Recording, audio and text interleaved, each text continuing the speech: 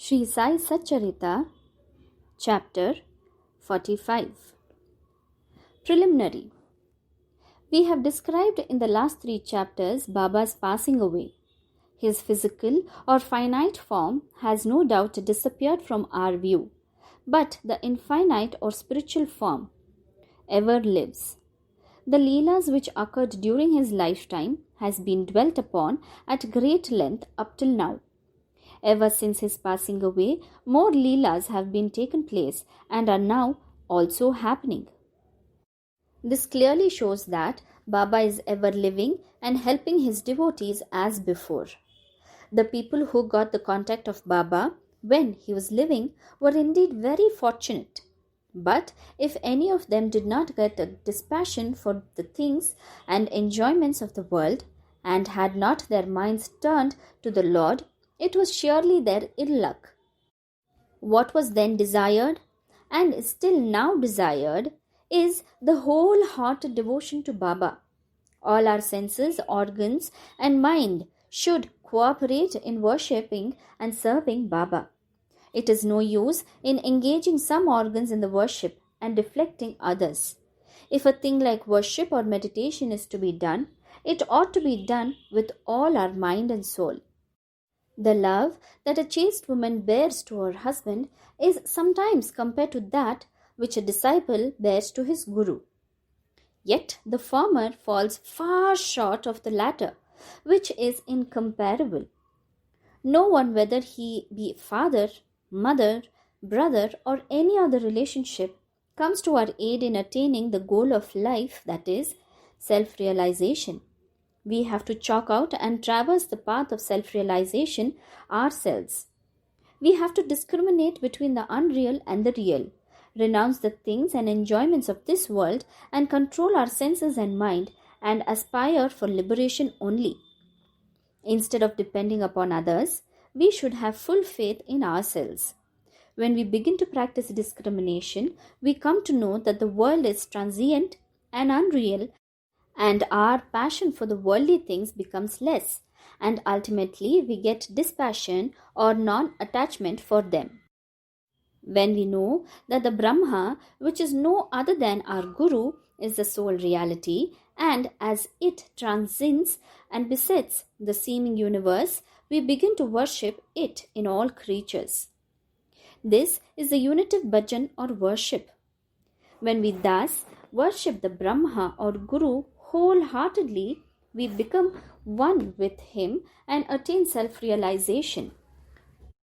In short, always chanting the name of the Guru and meditating on him enables us to see him in all beings and confers eternal bliss on us. The following story will illustrate this. Kaka Saheb's doubt and Anand Rao's vision.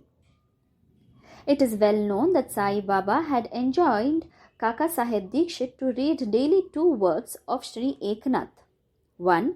Bhagavad and 2. Bhavarta Ramayan. Kaka Saheb read these daily while Baba was living, and he followed the practice even after Baba's passing away. Once in Kaka Mahajani's house in Chowpatty, Mumbai, Kaka Saheb was reading Eknathi Bhagavad in the morning.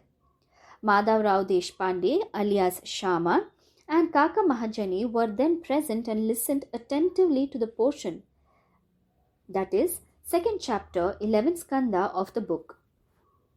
Therein, the 9 Nathas or Siddhas of the Rishabha family, that is, Kavi, Hari, Antariksha, Prabuddha, Pippalayan, Avihotra, Drumil, Chamas, and Karabhajan expounded the principles of the Bhagavad Dharma to King Janak.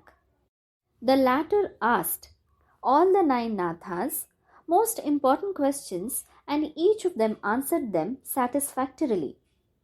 The first, that is Kavi, explained what is Bhagavad Dharma. Hari, the characteristics of a bhakta, that is devotee. Antariksha, what Maya is. Prabuddha, how to cross Maya. Pippalayan, what is Parabrahma. Avirhotra, what is Karma. Drumil, the incarnations of God and their deeds. Chamas, how a non-devotee fares after death. Karabhajan, the different modes of worship of God in different ages. The substance of all the exposition was that in this Kali Yuga, the only means of liberation was the remembrance of Hari's or Guru's feet. After the reading was over, Kaka Sahib said in a despondent tone to Madhav Rao and others, "How wonderful is the discourse of the nine Nathas on bhakti or devotion! But at the same time, how difficult it is to put it into practice.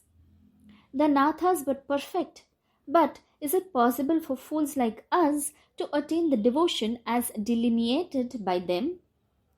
We won't get it even after several births. Then how are we to get salvation? It seems that there is no hope for us." Madhav Rao did not like this pessimistic attitude of Kaka Sahib. He said, "It is a pity that one who has by his good luck such a jewel, that is Guru, as Baba, should cry so despairingly. If he has unwavering faith in Baba, why should he feel restless? The bhakti of the Nathas may be strong and powerful, but is not ours loving and affectionate?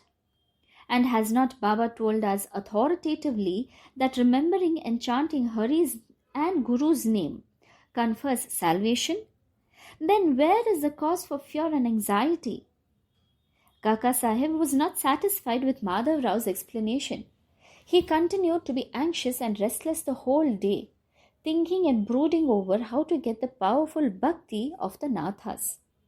Next morning, the following miracle took place. One gentleman named Anandrao Phakade came there in search of Madhav Rao. The reading of the Bhagavad was then going on. Mr. Phakade sat near Madhav Rao and was whispering something to him. He was mentioning in low tone his dream vision.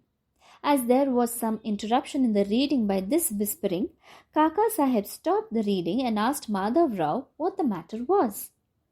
The latter said, "Yesterday you expressed your doubt. Now, here is the explanation of it."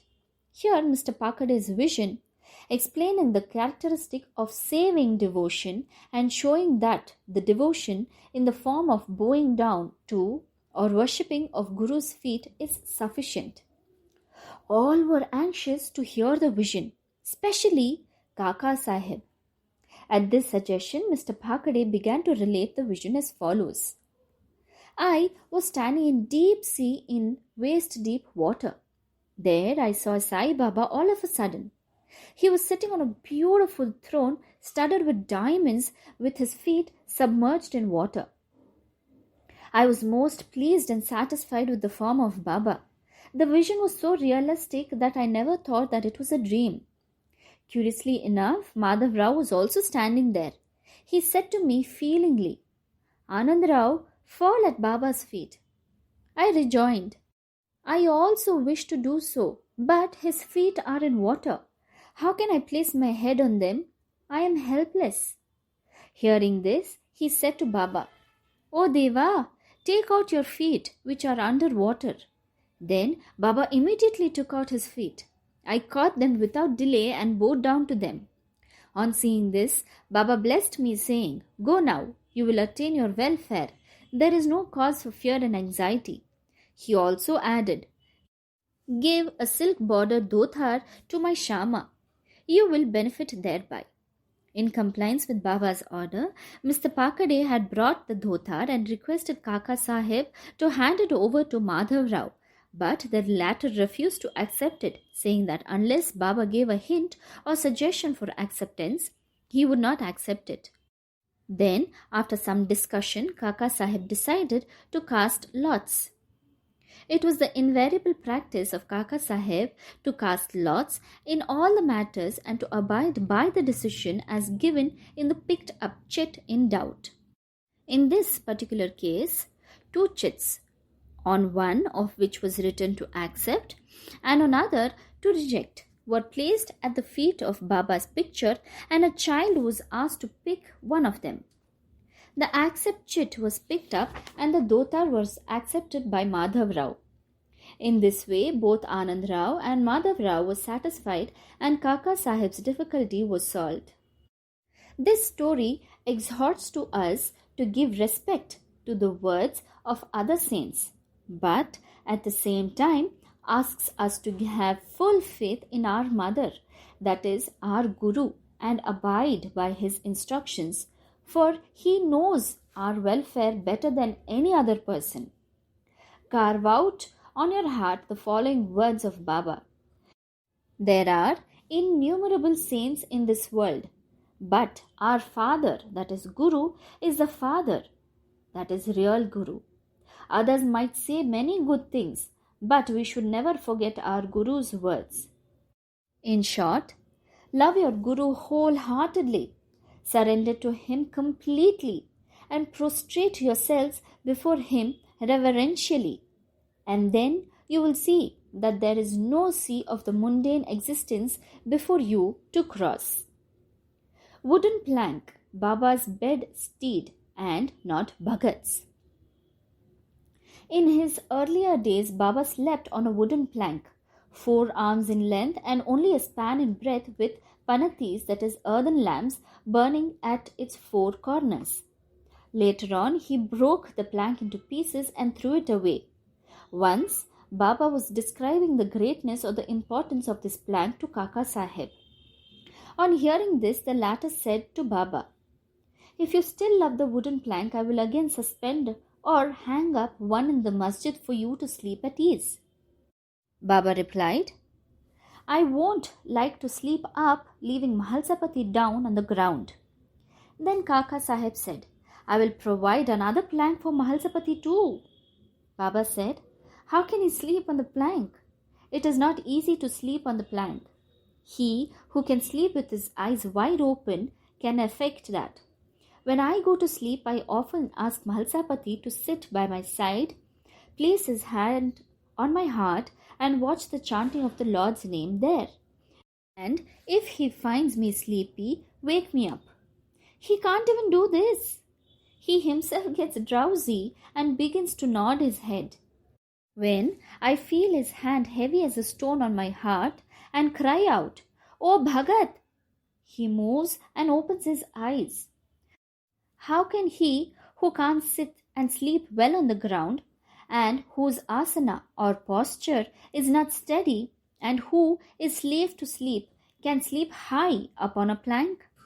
On many other occasions, Baba said out of love for his devotees, "What, whether good or bad, is ours, is with us, and what is others is with them." Om Sai Ram.